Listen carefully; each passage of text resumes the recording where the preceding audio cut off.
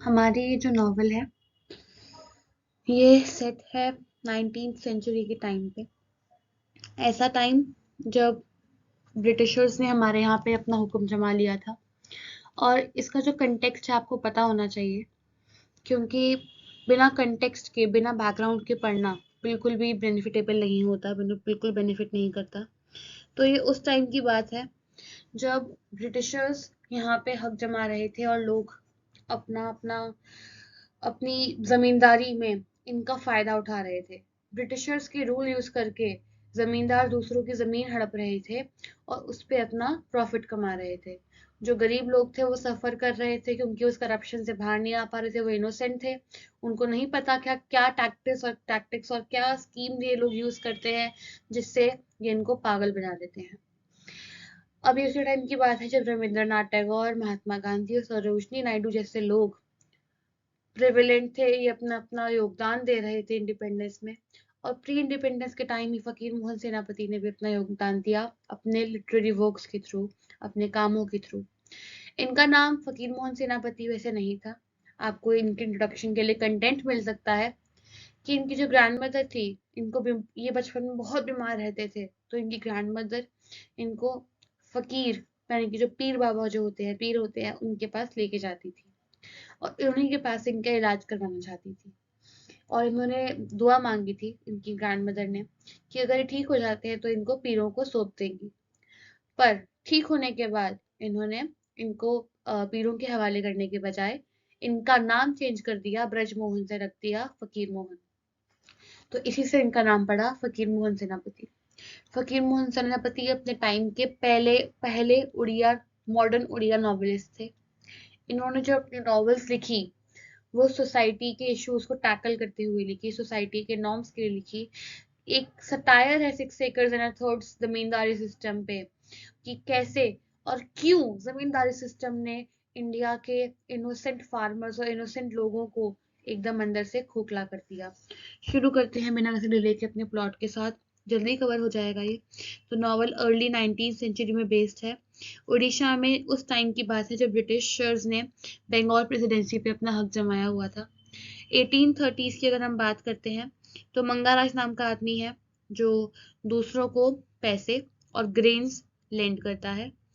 ये बहुत ही पावरफुल जमींदार है। जिस विलेज में रहते हैं उसका नाम गोविंदापुर है। उड़ीसा की ही सेटिंग है इसी विलेज में। अभी जो हमारे हैं मंगाराज, ये छोटे मियाँ नाम की दूसरे जमींदार से ब्रिटिश लॉ का यूज करते हुए बहुत डिसऑनेस्ट मीन से उनका लैंड उनसे छीन लेते हैं, उनका लैंड उनसे कब्जा कर लेते हैं। मंगलराज बहुत चालाक आदमी है, स्कीमिंग करते हैं और दूसरों से बिल्कुल ही दूसरों पर दया नहीं दिखाते और अपनी चीजों को बेचने के लिए कुछ भी कर सकते हैं। बिल्कुल भी अपनी फैमिली की तरफ रिस्पॉन्सिबल नहीं है, फैमिली का बिल्कुल ध्यान नहीं है इनको। ये सिर्फ इंटरेस्टेड है पावर और मनी में। मंगाराज की जो वाइफ है सनातनी, वो बहुत अच्छी है और इनकी मंगाराज की विशियसनेस, जो ये इनकी एक सांप वाली प्रवृत्ति है, ऐसी इनकी जो बातें हैं और ऐसी डिसऑनेस्ट मीन्स का तरीके हैं इनके यूज करने वाले, उससे बिल्कुल अपोजिट है और इनको भी सिखाती हैं कि ऐसा मत किया करो, पर वो उनकी नहीं सुनते। मंगाराज एक फेलियर है अपने हाउस होल्ड के लिए, क्योंकि वो उनके लिए कुछ नहीं कर पाता, ना उनको प्यार देता है, ना उनको सपोर्ट करता है और ना ही किसी की केयर करता है। कोई प्यार नहीं है उसको अपने बेटों से और अपनी बहुओं से। उनकी मंगाराज की लाइफ में पहले बहुत सारी वुमेन रह चुकी हैं जिनको उसने सेक्सुअली एक्सप्लॉइट किया था, और उन्हीं में से अब है इनकी हाउस की एक मेड। इन्होंने उन्हीं सब वुमेन में से एक को अपनी मेड की तरह रख लिया है, इसका नाम है चंपा। अभी जो चंपा ये भी इतनी ही कनिंग है, ये मंगलराज का साथ साथ देती हैं इनकी सारी स्कीम्स में, जितना भी दूसरों को पागल बनाना होता है उसमें मंगलराज का साथ देती हैं। मंगलराज और चंपा मिलके दूसरों को लूटते हैं। ये क्या करते हैं, दूसरों का जो लैंड होता है उसको मॉर्टगेज पे रख लेते हैं कि हमें दे दो, लैंड दे दो और उसके बदले पैसा ले लो और उस पैसे से कुछ भी कर लो। समझ रहे हैं ना कि उस पर इंटरेस्ट देते देते रहना पड़ेगा। और बाद में जब वो लोग वापस नहीं कर पाते वो पैसा, तो वो लैंड उनका खुद का हो जाता है। अब यही तरीका ये अपनाते हैं और भी नई प्रॉपर्टीज को अपने कब्जे में करने के लिए। अब शेख दीदार मियाँ है जो एक बहुत ही अच्छे जमींदार हैं, बहुत ही बड़े जमींदार हैं। ये रहते हैं मिदनापुर नाम की जगह पे। अब इनके पास भी उड़ीसा में कुछ लैंड है और रामचंद्र जो मंगाराज का पूरा नाम है रामचंद्र मंगाराज चाहता है कि ये उससे भी पैसा कमाए। ये चाहता है कि ये उस पैसे से भी जमींदारी के हक से उस पैसे और उस लैंड से भी पैसा कमाए।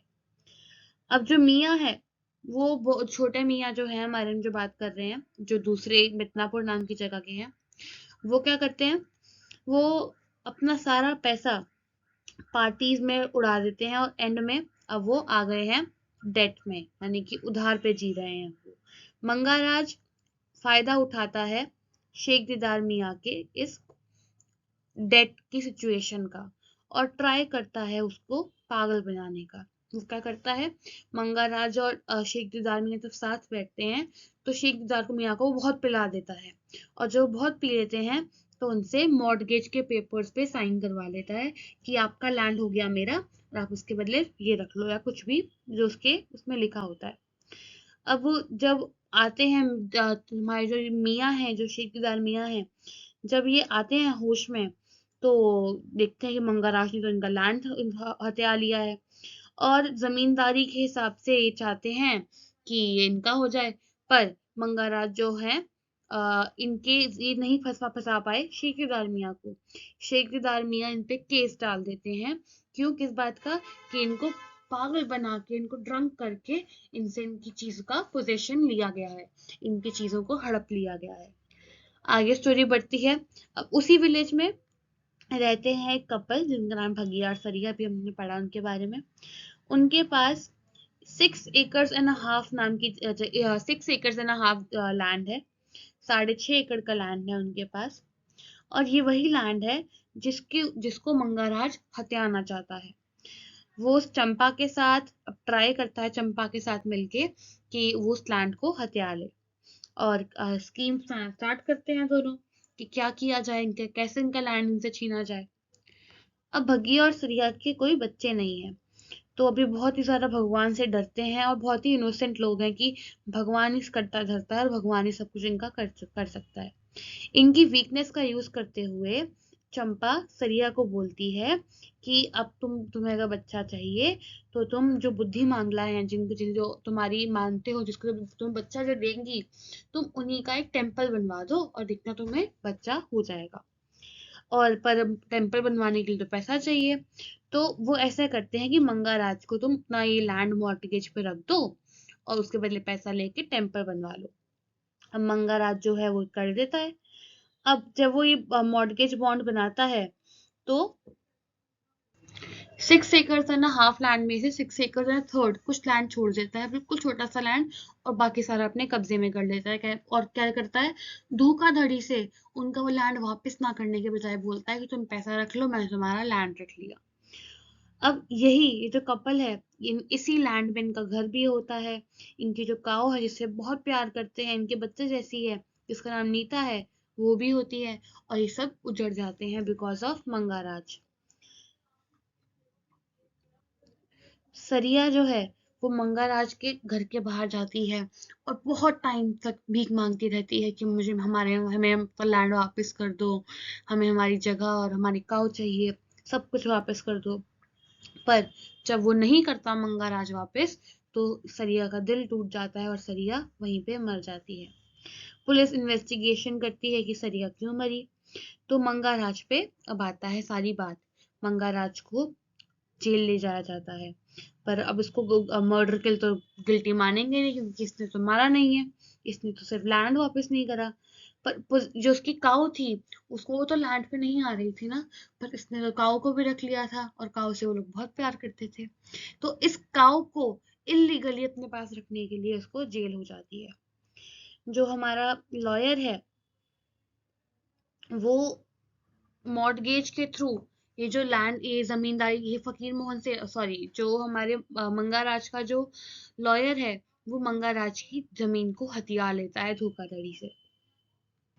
और चंपा तो है ही लालची, उसको कोई प्यार नहीं था मंगाराज से, तो वो भाग जाती है हमारे इस लॉयर के साथ।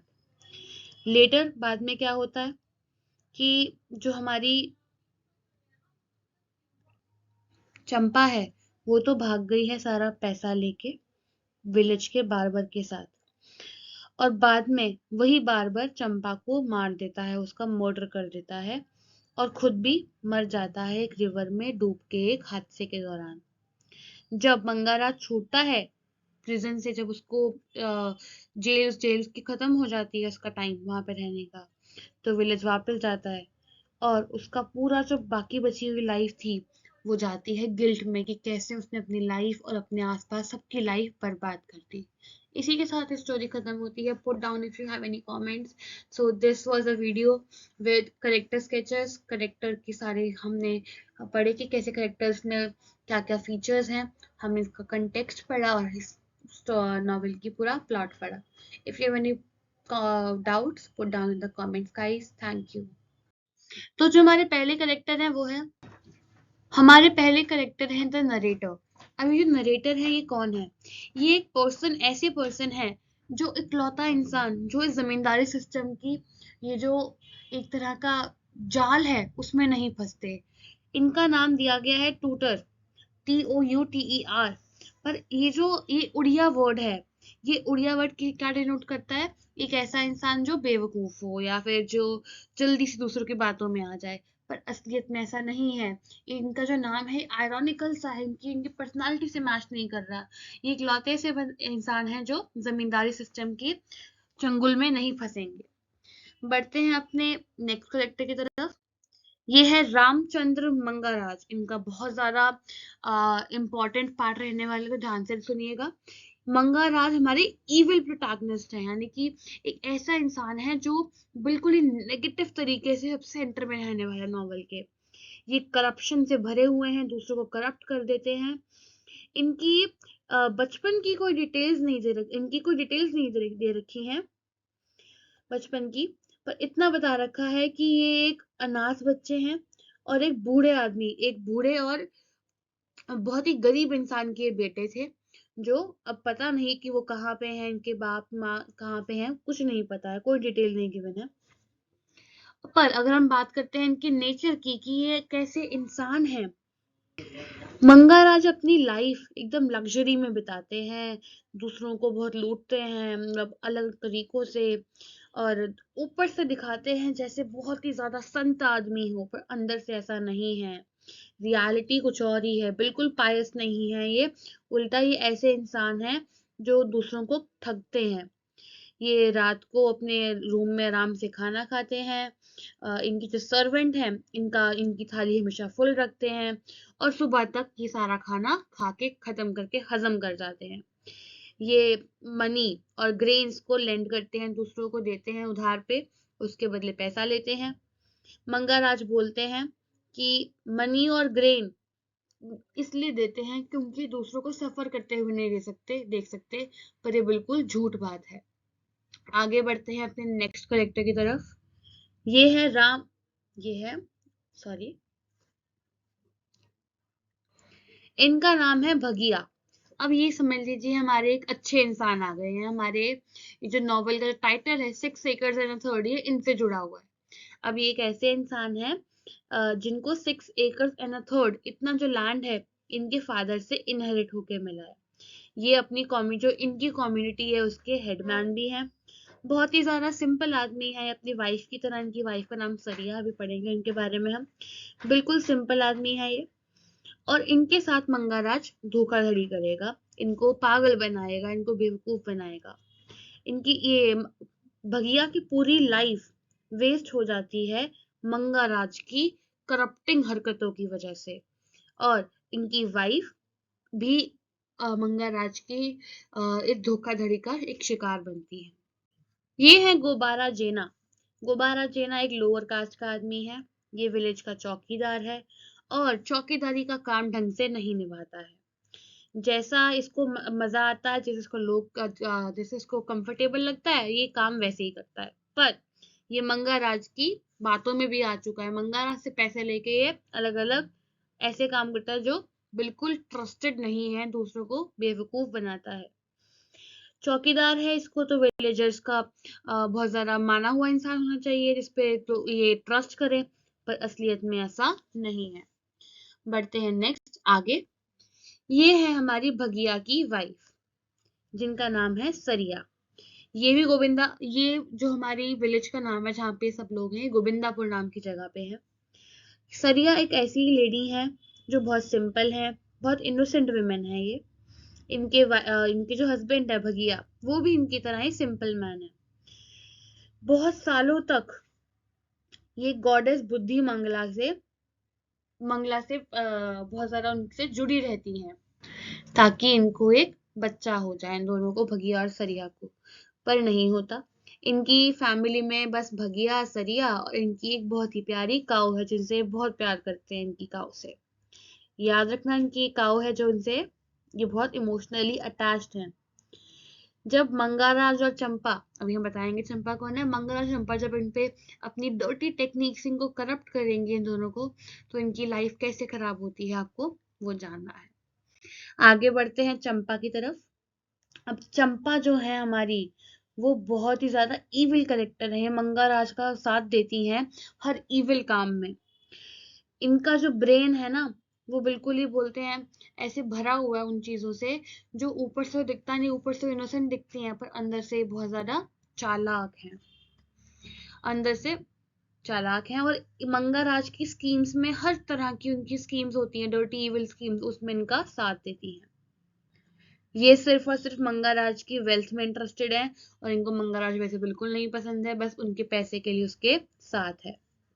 ये भगिया और सरिया को पागल बनाने में, उनको बेवकूफ बनाने में एक मेजर रोल प्ले करेंगी। लास्ट आ जाती है हमारी, ये है मंगाराज की बीवी। अब सोच के लगता होगा मंगाराज की बीवी है तो मंगाराज जैसी ही होंगी, एकदम इविल। पर नहीं, ये बहुत ही अच्छी लेडी है, बहुत ही सिंपल लाइफ जीने वाली, बहुत ही इनोसेंट और काइंड, दूसरों का हमेशा भला चाहने वाली लेडी है। इनका ज्यादा जिक्र नहीं किया जाता है पूरे नॉवल में, पर जब जब किया जाता है तो हम देखते हैं कि ये बहुत ही अच्छी लेडी है। तो स्टार्ट करते हैं अपनी फटाफट प्लॉट के साथ, बहुत छोटा इसका समरी आएगी।